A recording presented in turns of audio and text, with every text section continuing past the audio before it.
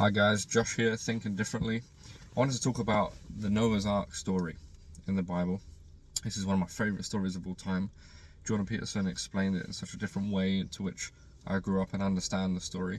And I think that would be kind of the majority of people's experience as well. So here's the story, and then I'll explain it. And the contrast between the two is so big. It's really interesting. So Noah's Ark is about. So God decides to flood the earth and cleanse it of its wickedness. He decides to save Noah and his family and two of every animal and species in the world.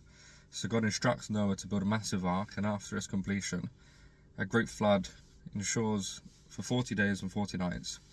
The ark then floats on the water, eventually comes to rest on some mountains, and then after the flood waters recede, Noah releases a dove into the sky.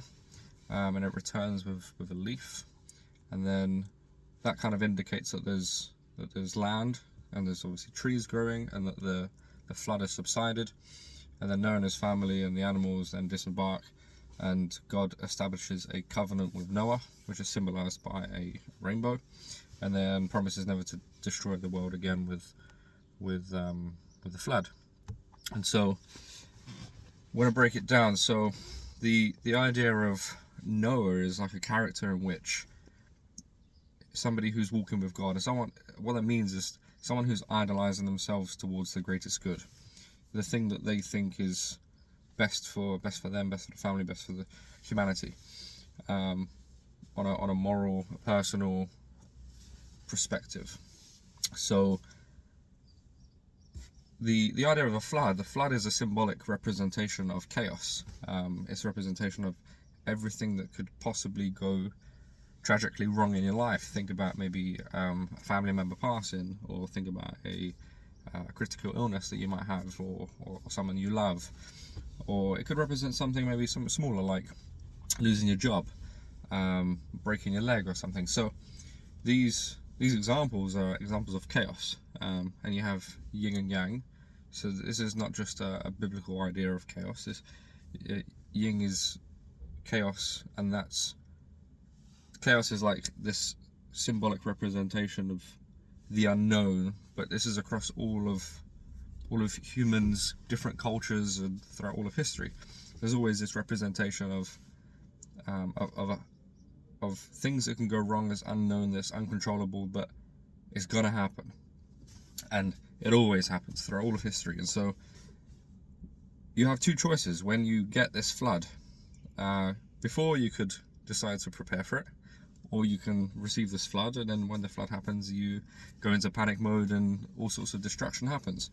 And so in the story of Noah's Ark, he thinks, potentially there's going to be a flood. He gets this inclination from God, but that could be your subconscious. You can feel like something's going to happen, and a lot of people have that in their day-to-day life. They feel like maybe their small business that they've got is not going so well, and maybe it's going to get worse, or they feel like their relationship with their partner is deteriorating, and maybe they feel like the car is going to break down. They start hearing stuff, and we've always got these inclinations to which the flood is going to come, and there's going to be something that's bad that's going to happen. People even talk about having dreams of their family member getting sicknesses. So Noah decides to build an ark, and an ark symbolizes his capacity to stave off the worst tragedy during the flood. And so, for example, if you're going to lose your job and you had an emergency fund and you didn't have any debts, then this is your ark, and that's how you're going to sustain yourself during that flood. So if you build your ark and you have the foundation, you have the relationships, you have the financial foundation, you have the spiritual foundation, you're fit and you're healthy, then when the tragedy comes, when the flood comes in, and you have your ark, not only can you save yourself, you can also save your family, and you can also save your community. And so it's about, if you align yourself with the greatest ideal, the thing that matters most, you're thinking more long term. You're not indulging in short-term gratification. If you build your foundations properly, then you can save not only you, but your family and the community. And that is that is the goal, really, of humanity. Because if you was always thinking about yourself and you were self-centered, then human civilization wouldn't be constructed in any positive way, because everybody backstabbing each other and out for themselves.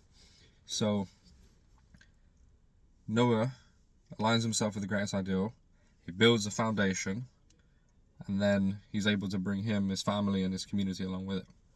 After that, and the flood goes, he's now on the other side of this tragic event, this flood, and he then realigns himself again with this idea of he's going to make a covenant with God, and it's a reiteration of the commitment in which he made in the first place, which produced the outcome of his survival and the survival of all the other animals and the community itself.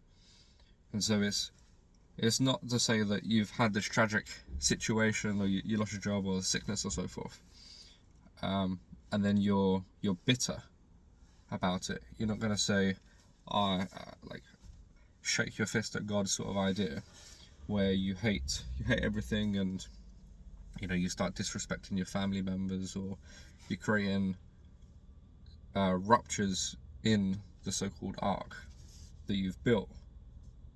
But more to the point, that you realign with it, and that you continue to build the foundation, so that any other future floods that happen in your life, or that happen in other people's lives, you're then capable of surviving that flood. You can stay afloat. You don't sink, you don't die, and that's got to be a fundamentally good thing. And so why is this significant, and why do I think this is so good of an idea? This comes from my experience with the idea of the story, the boy who cried wolf. So the boy who cried wolf is, for anybody who doesn't know, it's basically a story where there's a kid on a hill, and there's a little village community, and the kid cries, "Wolf, wolf is coming." So the whole village comes to try and save the child from this wolf getting eaten. And the village comes, and there's no wolf. So all the villagers go back to the village, and go back to their homes. And then the next day, the boy goes on top of this little hill outside a little village walls and shouts out, "Wolf, wolf, wolf." Sounded scared, crying, and so forth. And so all the villagers come out with all of their little axes and spears and so forth, and they see that there's no wolf. And the next day, the same thing happens, but instead of the villagers decide, the kid is just crying wolf, and then they don't come out. And on that day, there's actually a wolf, and the wolf eats the child. So the idea of that story is the lie, and then the communication has broken down, and the communication is the trust is gone, is the easiest way to explain that. And so when you, in your day-to-day life, you might hear people say, "Oh, it's the boy who cried wolf," and they're referring to a story. People do that with Three Little Pigs, and do it with Pinocchio, different stories like that. And there's a reason for that. It's because those stories are infinitely repeated throughout all of time, and reiterated throughout all of time in loads of different examples and ways of life. And if you see something that's happened in your life, and then you say, "Oh yeah, that's the boy who cried wolf," what you're telling the other person is, there's a story, there's this blueprint that you understand, and the meaning behind the story, and the morals that go with it, and the lessons that you learn with the story. And you're saying, that's a quick communication method of saying, this pattern in the story is also happening in real life. And so you could use any sort of story to do that. However, there's stories that are more foundational to the existence that we have as humans, where those stories are repeated for everybody throughout all of time. And so the biblical stories are the best set of stories that describe the human existence and experience of life as a blueprint, so that when you see life and you live your life, you're able to then map those stories onto it. And so after listening to Jordan Peterson's lectures about the biblical stories and the psychological significance, then I experience my life and I just think of these biblical stories, and I think, that's, that person just had this trouble because they didn't build an ark, and that person is distorted with their family because the family went through a problem and they didn't build the relationship, and so their ark wasn't there, and the flood came, and I see people's negative experiences as floods now, and I don't think that's because I learnt the story and now I see it as floods. I think I saw it as floods and now I recognize that it's the story. So the story is more foundational and more real than my experience, because my experience is a pattern over time. And this experience, there's a pattern over time that's not just for me, but also for everybody else. And I think that's absolutely fantastic. So tell me what you think. What do you think of the Noahs Ark story? What do you think of kind of how I explained it, or do you disagree with it? Do you experience something different?